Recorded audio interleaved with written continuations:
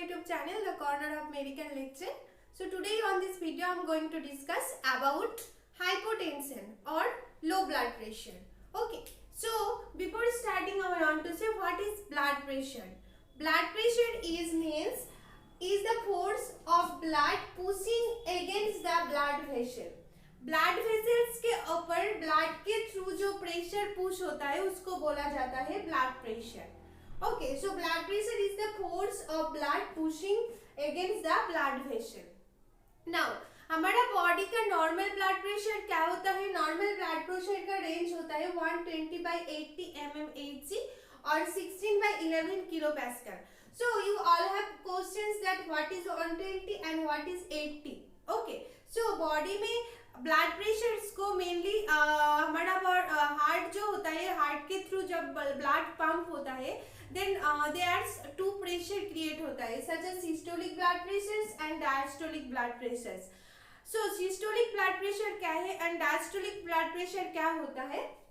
जब heart pumping कर रहा है ब्लड, हार्ट जब ब्लड पंपिंग कर रहा है दैट्स टाइम, पंपिंग के टाइम्स पर जो ब्लड के थ्रू वेसल्स पर जो प्रेशर क्रिएट होता है उसको बोला जाता है systolic blood pressures.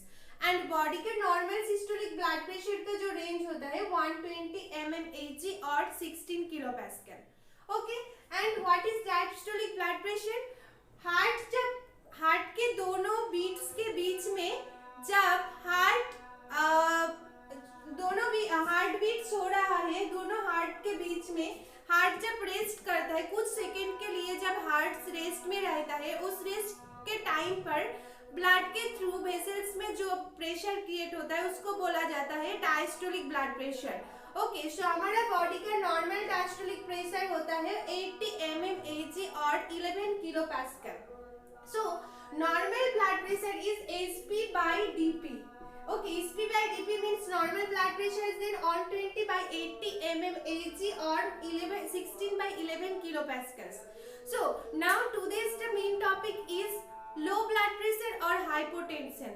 Hypotension or low pressure. Hypo means low, hypo means decrease, hypo means बहुत ज़्यादा decrease करेगा. Okay, and also low blood pressure. So we all can see that hypo and low blood pressure, this is same condition, same things. Low blood pressure means blood का जो pressure होता है वो normal जो blood pressure होता है उससे जो बहुत ज़्यादा कम हो जाएगा. Okay, so what is low blood pressure? Low blood pressure occurs when the blood pressure during and after each heartbeat. Okay, each heartbeat is lower than usual and systolic blood pressure and also diastolic blood pressure. So हमारा body का systolic blood pressure कितना है 120 mmHg and diastolic blood pressure कितना है 80 mmHg. सो जब हमारा body का blood pressure 120 mmHg से कम हो जाएगा and also diastolic blood pressure 80 mmHg से कम हो जाएगा, less than 90 mmHg and less than 60 mmHg की रेंज पर पहुंच जाएगा, then this is called hypotension और low blood pressure. Okay, so जो हाइपोटेंशन पर लो ब्लड प्रेशर का रेंज कितना होता है? हाइपोटेंशन और लो ब्लड प्रेशर के रेंज होता है less than equal to 90/60 mmHg. So you all can see that normal blood pressure 120/80 mmHg और जो लो ब्लड प्रेशर का हमारा बॉडी में अगर किसी को लो ब्लड प्रेशर हो देन उसका रेंज 90/60 mmHg से बहुत लेस देन इक्वल हो जाएगा.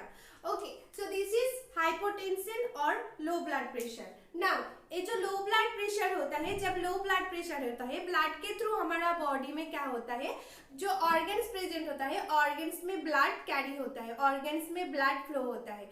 For organs nutrients and oxygen दोनों का बैलेंस बहुत ठीक सा रहता है. ओके, सो जब ब्लड प्रेशर लो हो जाए सो हमारा बॉडी का जो ब्रेन होता है and also others vital organs होता है उसमें भी ब्लड सप्लाई भी डिक्रीज करेगा. डिक्रीज करने के लिए उस पार्ट में ऑर्गन्स भी डीएक्टिव हो जाएगा, फंक्शन करना बंद कर देगा और लो फंक्शन करेगा एंड ऑल्सो न्यूट्रिएंट्स भी सप्लाई नहीं होगा।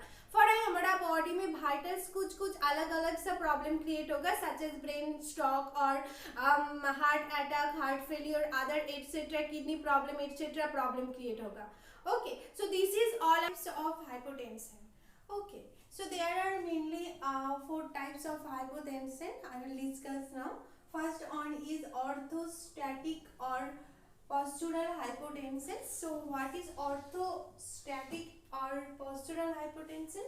Sudden drop in BP when you stand up from sitting position or after lying down.